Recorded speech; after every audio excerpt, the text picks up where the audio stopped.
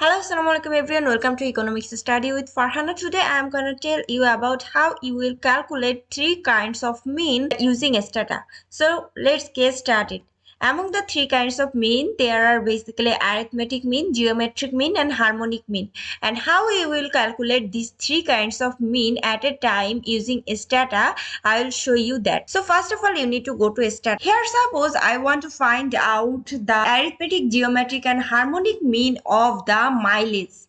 That means the mileage of a car. So the command I need to write here is MEANS space your variable name. Here is my variable mpg which represents mileage. I need to press enter. So here three kind of mean is shown at a time. That means here is the arithmetic mean, here is the geometric mean, and here is the harmonic mean. Now suppose you want to find out these three kinds of mean according to a categorical variable. Foreign is a categorical variable. If we want to look here foreign is a categorical variable. There are basically two categories, domestic and foreign. According to the category, I want to find out the arithmetic, geometric, and harmonic mean of the mileage. So for that, I need to write here the command BYS space your categorical variable. Here my categorical variable is foreign, and then we need to provide a colon, then a space.